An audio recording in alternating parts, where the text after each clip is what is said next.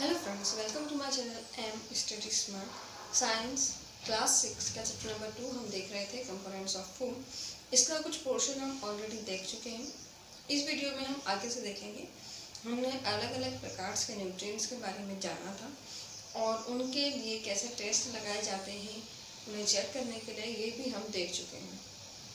अब हम इस वीडियो में देखेंगे कि अलग अलग टाइप के जो हमारे न्यूट्रिएंट्स होते हैं वो किस लिए ज़रूरी है हमारी बॉडी के लिए। सबसे पहले बात आती है कार्बोहाइड्रेट्स की। तो जो कार्बोहाइड्रेट्स है वो हमारी बॉडी को एनर्जी प्रोवाइड करने का काम करता है। जितने भी हम रोज़मर्रा के काम कर पाते हैं या हमारी बॉडी में जितनी भी फंक्शनिंग चल रही है उन सभी चीज़ों के लिए हमें ज़रूरत है एनर्जी की। जैसे मैं अभी पढ़ा रही हूँ तो मुझे एनर्जी चाहिए ताकि मैं आप लोगों को चीज़ें समझा सकूँ। वैसे ही आप लोगों को भी एनर्जी की ज़रूरत है ताकि आप चीज़ें समझ सकें, पढ़ सकें। अगर आप में एनर्जी नहीं होगी तो आप कोई भी कार्य अच्छे से नहीं कर पाएंगे। तो यही एनर्जी प्रोवाइड करने का काम होता है कार्बोहाइड्रेट्स का। और साथ में जो फैट्स हैं वो भी एनर्जी ही देते हैं हमें।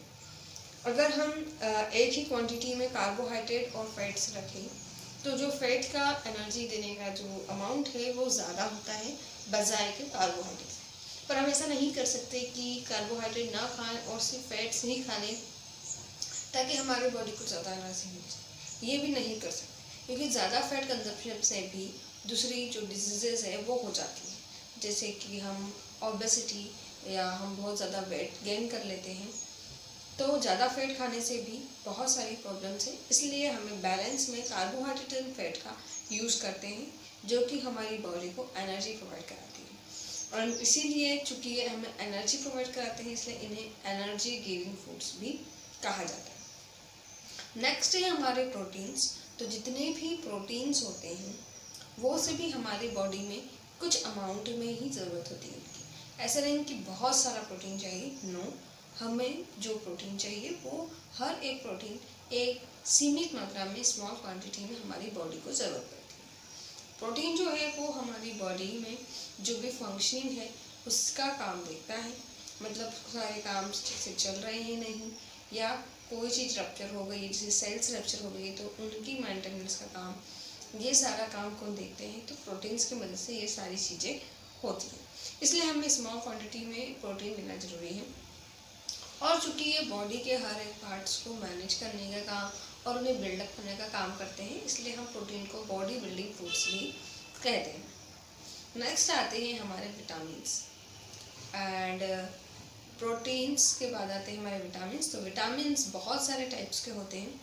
जैसे ए, बी के बहुत सारे होते हैं। बी कॉम्प्लेक्स कहा जाता है क्योंकि बी के अंतर्गत बहुत सारे जैसे B1, B2, B3, B5 so on up to. So इसलिए बी को अलग अलग ना कह के बी कॉम्प्लेक्स कहा जाता है।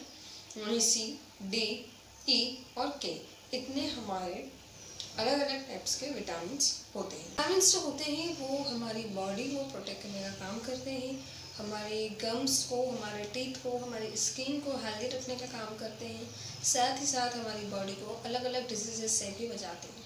सो अलग अलग विटामिन्स के अलग अलग फंक्शंस होते हैं। जैसे विटामिन ए का फंक्शन अलग है, बी कॉम्प्लेक्सेस का अलग है, सी का अलग है, डी का अलग है और ई और के का भी जो फंक्शनिंग है वो सबकी अलग अलग होती है।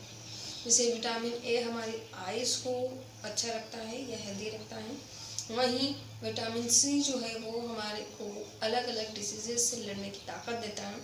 वहीं जो विटामिन डी है वो हेल्पफुल है ताकि हम जो कैल्शियम ले रहे हैं उसका यूज़ हमारी बॉडी अच्छे से कर पाए। अगर हम दूध पी रहे हैं तो हमें कैल्शियम तो मिल रहा है, लेकिन उसका यूज़ सही तरीके से हो ये निर्भर करता है विटामिन डी पे। तो इस प्रकार से सारे विटामिन भी ज़रूरी है। और चूँकि ये हमारी बॉडी को प्रोटेक्ट करने का काम करते हैं इसलिए इन्हें प्रोटेक्टिंग फूड भी कहा जाता है। तो ऐसे फूड जिसमें विटामिन की मात्रा है उन्हें प्रोटेक्टिंग फूड कहा जाता है। जिसमें कार्ब्स और फैट्स है उन्हें एनर्जी गिविंग फूड्स कहा जाता है। वहीं जिसमें ज़्यादा से ज़्यादा मात्रा में प्रोटीन होता है ऐसे फूड को बॉडी बिल्डिंग फूड्स कहा जाता है। देन आते हैं हमारे रफेज। तो जो रफेज है वो हमें मिलता है सभी प्रकार के प्लांट प्रोडक्ट्स से। वैसे तो उसमें कोई न्यूट्रिएंट्स नहीं पाए जाते, नहीं उनका कोई ऐसा स्पेशल रोल है हमारी बॉडी के लिए। लेकिन सबसे जो इम्पॉर्टेंट रोल है रफेज का वो ये है कि हमारी बॉडी में जो वेस्ट या अनडाइजेस्टेड फूड इकट्ठा हो जाता है तो उसी को बाहर निकालने का काम जो है वो ये रफेज करते हैं। इसलिए हमें हमारी डाइट में ज़्यादा से ज़्यादा अमाउंट रफेज का रखना चाहिए। Last but not the list water है, और वाटर जो है वो हमारे लिए बहुत ज़्यादा इम्पॉर्टेंट है क्योंकि इसी की मदद से जितने भी न्यूट्रिएंट्स हैं, विटामिन हैं, मिनरल्स हैं, वो हमारी बॉडी हर एक बॉडी पार्ट्स तक पहुंच पाते हैं। इन्हीं की मदद से फूड से ये चीज़ें अब्जॉर्ब की जा सकती है और इन्हीं की मदद से जो भी हमारे बॉडी का वेस्ट है वो भी हमारी बॉडी आउट कर पाती है। किसके फॉर्म में? तो यूरिन एंड स्वेट के फॉर्म में जो हमारी बॉडी है वो वाटर की हेल्प से हमारी बॉडी से एक्सिट आउट कर पाती है। तो ये तो थे हमारे अलग अलग टाइप्स के न्यूट्रिएंट्स और क्यों जरूरी है ये भी। अब ऐसी जो डाइट होती है जिसमें ये सारी चीज़ें सही अमाउंट में हो उसी को हम कहेंगे बैलेंस डाइट। तो नेक्स्ट हमारा पॉइंट है बैलेंस डाइट। तो बैलेंस डाइट एक्चुअली में होता क्या है? तो हमने जो अभी सारे टाइप्स के न्यूट्रिएंट्स पढ़े कि जैसे कि कार्बोहाइड्रेट है, फैट्स है, विटामिन है, मिनरल्स है एंड रफेज है और साथ में वाटर का इंटेक, इन सभी चीज़ों का जो एक प्लान है या एक डाइट जो हम ले रहे हैं सही मायने में इन सब से मिली जुली उसी डाइट को हम कहेंगे बैलेंस डाइट। एंड अगर हम बैलेंस डाइट नहीं लेते तो भी बहुत सारी कंडीशंस जो है हमारी बॉडी के अंतर्गत ख़राब हो जाती हैं। जैसे कि अगर हम एनर्जी गिविंग फूड्स ले ही नहीं रहे हैं तो हमें एनर्जी मिलेगी नहीं, एनर्जी नहीं मिलेगी तो हम कोई भी कार्य करने में सक्षम नहीं हो पाएंगे। वैसे ही अगर हम बॉडी प्रोटेक्टिंग फूड्स नहीं ले रहे हैं, विटामिन नहीं ले रहे हैं तो हमारी बॉडी जो है वो धीरे धीरे कमज़ोर होती जाएगी और कोई सी भी डिजीज़ में बहुत जल्दी उस चीज़ से हम बहुत जल्दी सफ़र कर पाएंगे हो जाएंगे। तो इसलिए विटामिन लेना भी ज़रूरी है। तो बैलेंस डाइट क्यों ज़रूरी है? ताकि हम हमारी बॉडी को और अडाप्टेड बना पाएँ। और अगर हम एक जैसा ही खाना खाएंगे या एक ही कोई सा न्यूट्रिएंट ज़्यादा लेंगे और दूसरा नहीं लेंगे तो उससे कई प्रकार की डिफिशिएंसी डिसीज़ भी हो जाती है। अलग अलग चीज़ों की डिफिशिएंसी की वजह से अलग अलग डिजीज़ेस भी क्रिएट हो जाती है हमारी बॉडी में अगर हम लंबे समय तक उस चीज़ को ना लें।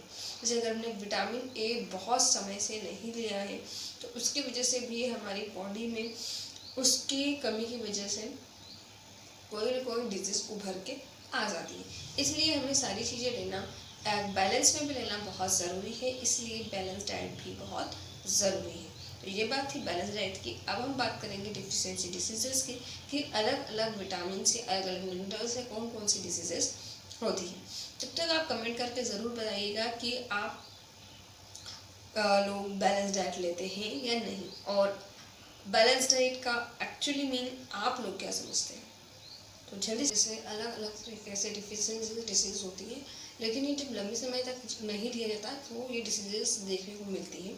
वहीं अगर हम वापस से बैलेंस डाइट लेना शुरू कर दें तो ये डिसीजेस जो हैं वो वापस से अच्छी हो सकती है या ये डिसऑर्डर अच्छे ठीक हो सकते हैं। कई बार प्रोटीन की कमी की वजह से स्टंटेड हाइट या ग्रोथ रुक जाना, कार्बोहाइड्रेट प्रोटीन ना ले तो ग्रोथ रुक जाती है और बच्चे या जो भी व्यक्ति है वो बहुत ज़्यादा वीक हो जाता है, इतना ज़्यादा वीक कि वो अपने आप खड़ा नहीं रह सकता। तो हमें इस प्रकार से अलग अलग प्रकार की डिसीजेज हो सकती है अगर हम हमारी डाइट का ध्यान ना रखें। विटामिन ए की वजह से आइज़ या विजन में प्रॉब्लम हो सकती है, बट वहीं विटामिन बी से बेरी की डिसीज हो सकती है। वहीं विटामिन सी लंबे समय तक न रहने की वजह से स्कर्वी यानी कि गम्स की प्रॉब्लम, गम्स एंड टीथ की प्रॉब्लम हो जाती है। विटामिन डी की वजह से कमी की वजह से रिकेट्स होता है। वहीं अगर हम ज़्यादा समय तक आयरन नहीं लेंगे तो हमें क्या बोलते हैं एनीमिया हो सकता है। वहीं विटामिन डी के इस प्रकार से हमने अलग अलग डिसीजेस के बारे में देखा कि अलग अलग विटामिन की कमी की वजह से अलग अलग प्रकार की डिसीजेस हो सकती है। लेकिन अगर हम इन चीज़ों का फिर से सेवन करना शुरू करें तो एक समय के बाद ये डिसीजेस या डिसऑर्डर्स अच्छे हो सकते हैं। सो इसलिए हमें बैलेंस डाइट खाना चाहिए, किसी एक चीज़ पे फोकस ना करके सभी चीज़ों का मिलान करके ही हमें खाना चाहिए।